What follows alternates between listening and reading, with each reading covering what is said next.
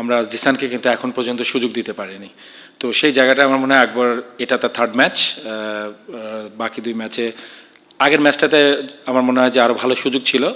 সে আজকে যে অবস্থাতে এসেছে, আকবরকে আমরা সবাই জানি যে প্রেশার মুভমেন্টেতে সে অনেক নিজেকে কুল রাখতে পারে এবং আজকে খুব চমৎকার ব্যাটিং করেছে। এটা আমাদের টিমের জন্য খুবই পজিটিভ একটা সাইন যে যে জায়গাটায় তিনি ব্যাট করছেন আসলে সেই জায়গাটায় আমাদের রাইটি লেফটি কম্বিনেশনের একটা বিষয় থাকে। আমার মনে হয় আকবরের জন্য খুব ভালো যে তিনি রানে ফিরেছেন এবং এটা দলের জন্য খুবই দরকার ছিল। ম্যাচ বাই ম্যাচ অনুসারে যাচ্ছি এবং আমার মনে হয় যে আমাদের কিছু ইমপ্রুভমেন্টের জায়গা ছিল যেগুলোতে আমরা হয়তো, আপনি যদি দেখেন যে আমাদের স্কোয়াডে কিছু চেঞ্জ হচ্ছে, কাউকে ঘুরিয়ে ফিরিয়ে খেলা হচ্ছে, সো সবাইকে রেডি করা হচ্ছে বিগ অকেশনের জন্য। সো আমার মনে হয় ইজ এ টিম গেম এবং রাজশাহী এই মুহূর্তে দলগত খেলাটাই খেলছে। তিনি যেভাবে এই টুর্নামেন্টটা খেলেছেন, আই থিঙ্ক আমরা তার উপর অনেকখানি নির্ভর করে আছি এবং তার সুস্থতা সবচেয়ে ভালো এই বিষয়ে আসলে জানাতে পারবে আমাদের ফিজিও। এখন তিনি, আমরা যতটুকু জানি তাতে তিনি ভালো আছেন এবং আশা করছি যে আপনার 20 তারিখের ম্যাচে তাকে আমরা হয়তো অ্যাভেলেবল পেতে যাচ্ছি। না, আপনি যদি দেখেন টুর্নামেন্টে ওরা, মানে আমি বলবো চিটাগং খুব ভালো গুছিয়ে ক্রিকেটটা খেলছে এবং ওদের বোলিং ডিপার্টমেন্টটা আসলে সমীহ জাগানোর মতো।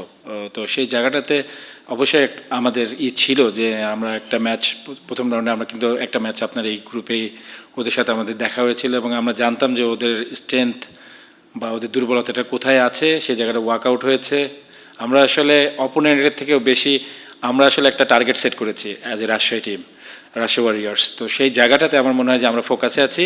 স্টিল আপনি যদি বলেন যে ম্যাচ বাই ম্যাচ আমরা আসলে এগিয়েছি এবং আমরা আসলে সবার আগে আসলে আমরা সেই জায়গাটা কনফার্ম করতে চাই, অ্যাটলিস্ট ফাইনালের স্পটটা। তো সেদিকে আমাদের চোখ আছে।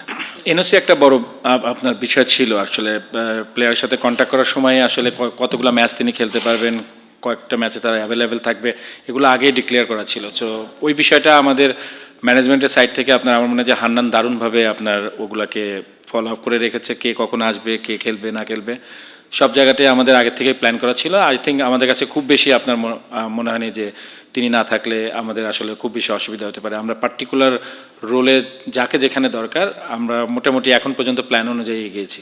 কিছুটা আপনার, ও দেখেন বিপিএলের আগে কিন্তু ইনজুরিতে ছিল এবং সেখান থেকে ফিরে এসে আসলে ফুল রিদমটা আনার জন্য আসলে কাজ চলছিল।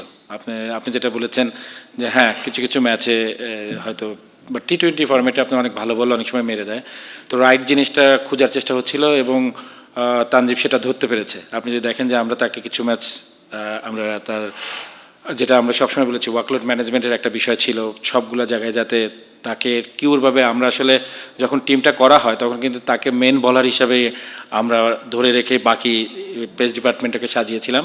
তো আমরা খুব হ্যাপি যে আজকের ম্যাচে তিনি দারুণভাবে ফিরে এসেছেন এবং যে প্রবলেমটা তিনি ফেস করছিলেন তিনি সেখান থেকে মাশাআল্লাহ ভালোভাবে বের হয়ে আসতে পেরেছেন। না, জার্নিটা আসলে চমৎকার, কারণ হাই পারফরমেন্স ইউনিট থেকে আসলে এই ট্রান্সফর্মের কাজটা শুরু হয়েছে এবং রিপনের একটা চাওয়া ছিল, সে সবার আগে জোরে বল করতে চায়। তো আমরা তার ইচ্ছাটাকে কাজে লাগিয়েছি এবং সেদিন থেকে বলতে পারেন যে বলা হয়েছিল যে আসলে ইয়র্কার করতে গেলে আসলে তার আস্তে বল করা যায় না, তো ইয়র্কার করতে গেলে তাকে জোরে বলই করতে হবে এবং সেই কাজটা সে রেগুলার করেছে এবং ফিটনেসের পার্টে তিনি দারুণভাবে নিজেকে ভেঙেছে।